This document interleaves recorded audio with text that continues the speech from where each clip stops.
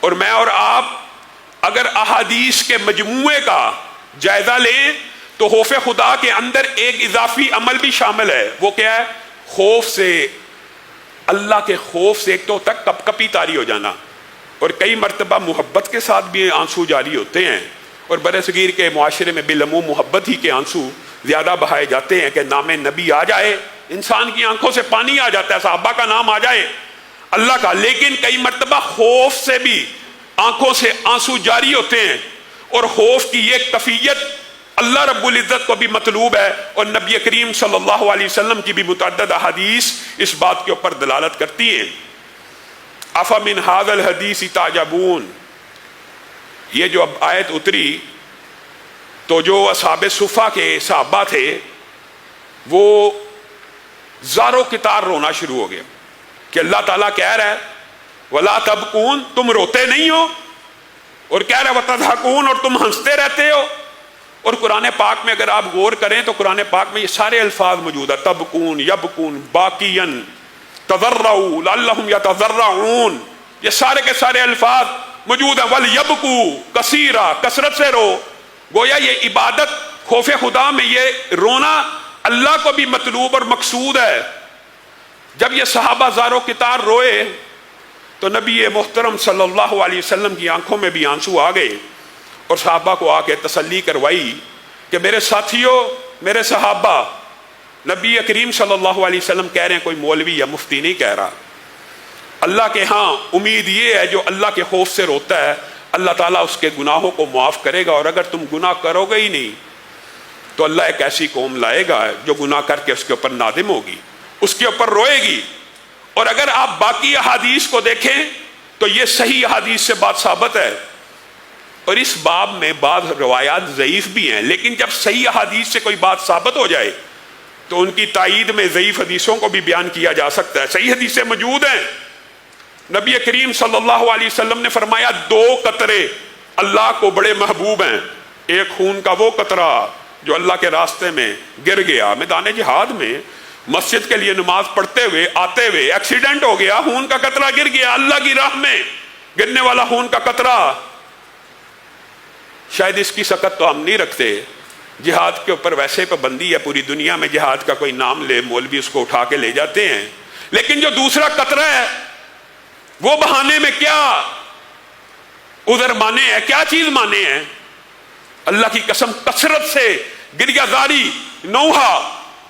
بلکہ بعض محدثین نے تو یہ بھی لکھ دیا کہ حضرت نوح کا نام نوح اس لیے پڑا تھا کہ اللہ رب العزت کی بارگاہ میں آ کے زارو کتار رویا کرتے تھے. وہ 2 قطرے اللہ کو بڑے پسند ہیں، ایک وہ قطرہ جو خون کا اللہ کے راستے پہ گرا، اور دوسرا جو آنکھ سے نکلا کس کے لیے؟ اللہ کے خوف میں، اور زمین پہ گر گیا. اور دیگر روایات کے الفاظ آپ سن کے حیران رہ جائیں گے.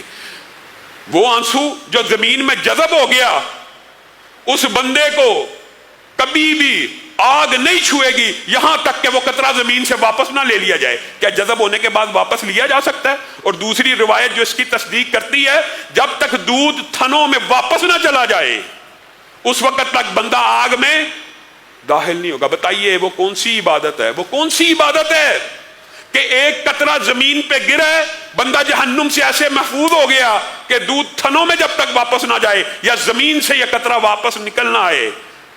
اسی لیے بعض روایات کے الفاظ یہ بھی ہیں کہ جہنم کے اوپر سے، پل صراط کے اوپر سے جب آنسو بہانے والے، دنیا میں رونے والے، گریہ زاری کرنے والے اللہ کے خوف کی وجہ سے جب وہاں سے گزر رہے ہوں گے تو جہنم پکار اٹھے گی، جہنم پکار اٹھے گی، گزرو گزرو، تیزی سے گزرو، تمہاری آنسوؤں نے میری آگ کو ٹھنڈا کر دیا ہے. یہ آنسو آگ کو ٹھنڈا کرنے والے، اللہ کے غضب کو ٹھنڈا کرنے والے، اللہ رب العزت کی بارگاہ میں آ کے رو گڑ گڑاؤ. اور یہ صرف انبیاء کا شیوا نہیں تھا، اولیاء کا. یہ صحابہ نے بھی بعض ایسی باتیں کی ہیں. اور جب کوئی صحابی غیب کے بارے میں کوئی بات کرے نا، حضرت ابو موسیٰ اشعری کی یہ حدیث آپ نے سنی ہوگی کہ دنیا میں رو لو، دنیا میں رو لو، صحابی رسول ہیں کہہ رہے ہیں، ورنہ قیامت کے دن خدا نہ ہنستا کہنے والا یا سننے والوں میں سے کوئی ایک بھی جہنم میں چلا گیا. اللہ ہم سب کو محفوظ کرے.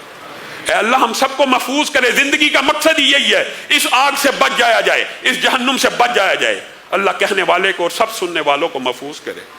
کہتے ہیں اگر کوئی ایک بھی چلا گیا دنیا میں آنسو بہا لو, اگر تم میں سے کوئی ایک بھی جہنم میں چلا گیا تو وہاں خون کے آنسو بہائے گا, اور اتنے بہائے گا ان خون کے آنسوؤں سے ندیاں بن جائیں گی, اور ان ندیوں میں اگر تم کشتی چلانا چاہو گے چل جائے گی. ایک بندے کے آنسو اتنے زیادہ ہوں گے. اور جب امور غیبیہ کے اندر سے صحابہ کسی چیز کو بیان کریں تو طلباء تو یہ بات جانتے ہیں, لیکن آپ کو بھی سمجھ لینی چاہیے وہ حکماً مرفوع ہوتی ہے. گویا انہوں نے نبی کریم کے ساتھ بات منسوب تو نہ کی, لیکن یقینی اور بدیہی طور پہ انہوں نے نبی کریم سے سنی ہوگی, ورنہ قیامت کے احوال کو اپنی طرف سے کیسے بیان کر سکتا ہے کوئی صحابی. تو یہ حدیث حکماً مرفوع بھی ہوتی ہے. اور اسی لیے بعض صحابہ نے, پہلے میں آپ کے سامنے 3 روایتیں رکھوں گا اور پھر چوتھی کی تائید میں کچھ بات کر کے اپنی بات کو ختم کروں گا. نبی کریم صلی اللہ علیہ وسلم اور بنیادی طور پہ اللہ بھی انسان سے یہ چاہتا ہے کہ بندہ خوف خدا میں روئے, اور اپنے آپ پہ یہ کیفیت طاری بھی کرنی چاہیے. یہ کیفیت کئی مرتبہ ایسا ہوتا ہے کہ عبادات کئی مرتبہ انسان کو وہ لطف نہیں دیتی جب تک انسان ان کو اپنے اوپر طاری نہ کرے. تو رونے کی بھی بات ہو سکتا ہے کچھ لوگوں کے لیے اجابت والی ہو, لیکن رونے کی بھی کیفیت اپنے اوپر طاری کرنی چاہیے, کیونکہ بعض صحابہ اس بات کو بیان کرتے ہیں کہ کسی بندے کو اگر رونا نہ آئے تو وہ اس عالم میں جانے کے لیے کم از کم اپنی شکل تو رونے والی بنائے, اپنے دل کی کیفیت تو رونے والی بنائے. مقصود یہ ہے کہ رونا اللہ رب العزت کو اپنی بارگاہ میں پسند ہے. اسی لیے نبی کریم صلی اللہ علیہ وسلم نے ارشاد فرمایا کہ جو بندہ اتنا روئے, یہ مختلف احادیث ہے جن کا مفہوم آپ کے سامنے رکھ رہا ہوں. مراد یہ ہے کہ ایک انسان روتا ہے اللہ کے خوف سے, اور روتے روتے اس کی آنکھوں سے آنسو نکلتے ہیں, چہرے پہ پڑتے ہیں, کپڑوں پہ گرتے ہیں, زمین میں جذب ہو جاتے ہیں. اس بندے کے اوپر جہنم کی آگ اس وقت تک حرام ہے جب تک دودھ تھنوں میں واپس نہیں جاتا. گویا آنسو کا قطرہ زمین پہ گر کے جذب ہو گیا, اس بندے کے اوپر جہنم کی آگ کو اللہ نے حرام کر دیا. دوسرا بندہ وہ ہے جو اتنا نہیں رو سکتا, اس کا دل تھوڑا سخت ہے, اس کے دل میں کچھ آپ یہ سمجھ لیں کہ اس کا دل کچھ شقی القلب ہے. کچھ سخت دل بھی ہوتے ہیں لوگ, تو کیا وہ اللہ کی رحمت سے مایوس ہو جائیں؟ رمضان کا مہینہ آیا گزر گیا, جہنم سے آزاد نہ ہوئے, فائدہ کیا ہوا اس رمضان کا؟ تو نبی کریم صلی اللہ علیہ وسلم نے بھی اور اللہ نے بھی تخفیف کرتے ہوئے ان کو بھی خوشخبری سنا دی ہے. جو بندہ اتنا روئے کہ آنسو صرف چہرے پہ گرے, آنسو صرف بدن پہ گرے, زمین پہ نہ بھی گرے, اس کے اوپر بھی اللہ رب العزت نے جہنم کی آگ کو حرام کر دیا. اور صرف حرام ہی نہیں کیا, بلکہ اگر آپ 7 عرش کا سایہ پانے والی حدیث کے اوپر غور کریں تو ان میں سے ایک شخص یہ بھی ہوگا جو اللہ کے خوف کی وجہ سے رو پڑا اور اس کی آنکھیں بہہ پڑی. یہاں پہ زمین پہ گرنے کے الفاظ موجود نہیں ہیں, یعنی صرف چہرے پہ پڑا اور کپڑوں پہ گرا بس. اور بعض روایات آپ کو پتہ نا, جسم کے جس حصے پہ آنسو لگ گیا اس کو کبھی جہنم کی آگ چھو بھی نہیں سکتی. صحابہ زاروں کتار رویا کرتے تھے. حضرت عمر اتنا روتے تھے, کئی مرتبہ ان کے بارے میں آتا ہے حضرت عمر کے بارے میں, حضرت عمر جیسا جلیل القدر صاحب بھی اتنا روتے تھے کہ رونے کی وجہ سے بیمار پڑ جاتے ہیں, رونے کی وجہ سے, غم کی وجہ سے, آخرت کی فکر کی وجہ سے. حضرت علی کے بارے میں آتا ہے کہ حضرت علی رات کی تنہائیوں میں کروٹیں لے لے کر بستر کے اوپر گزارتے تھے, کروٹیں لے لے کر, صرف اللہ کے خوف کی وجہ سے.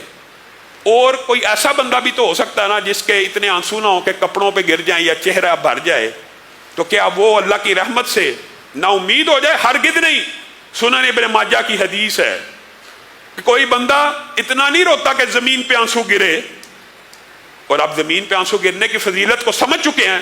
جہنم سے آزادی کا پروانہ ہے, رونا چاہیے. رمضان آیا, دل کھول کے روئیں. کس کے سامنے؟ اللہ کے سامنے. کسی دربار پہ رو رہے ہو, کسی مزار پہ رو رہے ہو, کسی مخلوق کے آستانے پہ رو رہے ہو, حق ہے تمہارے اوپر, تم اس خالق کے دربار میں رو, اپنی دل کی تمنائیں اس کے سامنے پیش کرو. اور خوف کے ساتھ اور امید کے ساتھ عبادتوں کو کرتے رہو. ایک بندہ نہیں اتنا رو سکتا زمین پہ آنسو گرے چہرے یا کپڑوں پہ گرے, وہ کیا کرے؟ وہ اپنے اوپر کفیت کو طاری کرے, اس کے لیے بھی خوشخبری ہے. نبی کریم صلی اللہ علیہ وسلم نے کہا, نہیں کوئی بات ایسی مفہوم آپ کے سامنے رکھ رہا ہوں آپ کو سمجھانے کے لیے, کوئی مسئلہ نہیں, زمین پہ نہیں گر رہے, کوئی مسئلہ نہیں, آپ کپڑوں سے ان آنسوؤں کو صاف نہیں کر رہے, آپ کی آنکھ کے اندر مکھی کے سر کے برابر آنسو آ گیا. صرف کس کے سر کے برابر؟ مکھی کے سر کے برابر. مکھی کا سر کتنا کو بڑا ہوتا ہے؟ گویا آنکھ میں پانی آ گیا جو چہرے کے کسی حصے کو لگ گیا. نبی کریم صلی اللہ علیہ وسلم نے کہا, اس آنسو والے کے اوپر بھی جہنم کی آگ کو حرام کر دیا گیا ہے. اور کیا چاہیے؟ رب تو چاہتا ہے میرے بندے آئیں, آ کے دیکھیں تو صحیح. آنا ہی نہیں. رمضان آ بھی گیا, رمضان چلا بھی گیا, آنا ہی نہیں. پھر جو بندہ بے حیا ہے, جب حیا ہی ختم ہوگی, جب رب کا خوف ہی نہیں ہے, تو جو جی چاہے کرتا رہے. اللہ کی قسم بد عقلی کی بات ہے. اور پھر جو چوتھی بات ہے جو محدثین نے بیان کی ہے اور صحابہ نے اس بات کی اپنے عمل کے ساتھ تصدیق کی ہے کہ کوئی حرج کی بات نہیں ہے. ہو سکتا ہے کوئی بندہ اتنا شقی القلب ہے اس کو سرے سے رونا ہی نہیں آ رہا, نہ آنسو زمین پہ گر رہے ہیں, نہ کپڑوں سے پونچھ رہا ہے, نہ آنکھ میں مکھی کے برابر آئے کہ کچھ پلکوں پہ یا چہرے پہ کہیں لگ جائیں. وہ کیا کرے؟ وہ اپنا چہرہ رونے والا بنا لے. اللہ کے ہاں امید ہے صرف رونے والا چہرہ بنانا.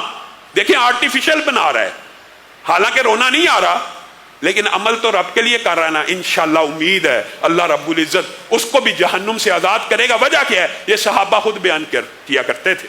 حضرت ابو بکر کا بھی یہ قول موجود ہے کہ جس کو رونا نہ آئے وہ رونے کی شکل بنائے. اور حضرت عمر کا واقعہ آپ سب نے سنا ہے. بدر کے حوالے سے آپ کے سامنے جمعے میں تفصیل سے جب یہ واقعہ رکھا تھا کہ حضرت عمر جب پیش ہوئے, نبی کریم اور حضرت ابو بکر رو رہے تھے, تو حضرت عمر نے کیا الفاظ کہے تھے؟ جو عمل جو بات رسول اللہ کے سامنے کہہ دی جائے وہ بھی حدیث تقریری بن جاتی ہے. کیا کہا تھا؟ مجھے یہاں تو بتلا دیجئے کہ روتے کیوں ہیں, تاکہ میں بھی رونا شروع کر دوں, اور اگر مجھے اس بات پہ رونا نہ آئے تو میں اپنی شکل رونے والی بنا لوں آپ کی تباہ میں, آپ کی پیروی میں. گویا اللہ کے لیے رونے کی صرف شکل بنا دینا بھی اللہ رب العزت کو اتنا محبوب اور پسند ہے کہ اس کے اوپر بھی اللہ رب العزت جہنم کی آگ کو حرام کر دیتے ہیں. میرے بھائیو, یہ خوف خدا آتا کیسے ہے؟ آنا کہاں سے ہے؟ وہ کون سی باتیں ہیں کہ جن کو ہم پڑھیں, سنیں, سیکھیں تو دل میں خوف خدا آئے؟ پہلی بات, آپ کا یہ عقیدہ ہونا چاہیے جو کچھ اس جلد کے اندر موجود ہے یہ بات سچی ہے. اگر آپ کا یہ عقیدہ بن جائے گا یہ بات سچی ہے, تو پھر آپ جہنمیوں کے حوال پڑھیں گے تو اللہ کی قسم آنکھیں بہہ پڑیں گی. ابھی وہ وقت نہیں آیا مومنوں کے اوپر کہ ان کے اوپر یہ آیات پڑھی جائیں اور ان کے دل کانپ نہ اٹھیں اور وہ رو نہ پڑے اور وہ سجدوں میں نہ گر پڑے.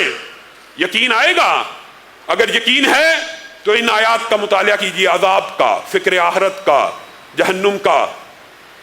اور پھر حدیث کو جو بندہ وحی الہی نہیں سمجھتا وہ بے ایمان ہے, اس نے دین کے حصے کا انکار کر دیا. حدیث بھی اسی طرح اوتھینٹک ہے جس طرح یہ قرآن اوتھینٹک ہے. تو حدیث سے بھی کیسے خوف خدا آئے گا؟ پھر اس کے لیے دو ابواب ہیں. ایک ہے یاد موت, موت کو ہر وقت یاد کرنا, اور یہ رسول اللہ کی اس بارے میں کثرت سے حدیثیں موجود ہیں. اور دوسری بات عالم برزخ, قبر, عذاب, جہنم. انشاءاللہ اسی حوالے سے چند گزارشات کو آپ کے سامنے رکھیں گے کہ خوف خدا جو اس رمضان کا مقصد ہے, جو رمضان ہم سے چاہتا ہے, جو روزہ ہم سے چاہتا ہے, وہ کن امور کو یاد کر کے رسول اللہ نے وہ دو باتیں, ایک موت کے حوالے سے اور ایک قبر کے حوالے سے جو کثرت سے بیان کی ہیں, کوشش کریں گے ان دو باتوں کو آئندہ آنے والے دروس میں آپ کے سامنے رکھیں.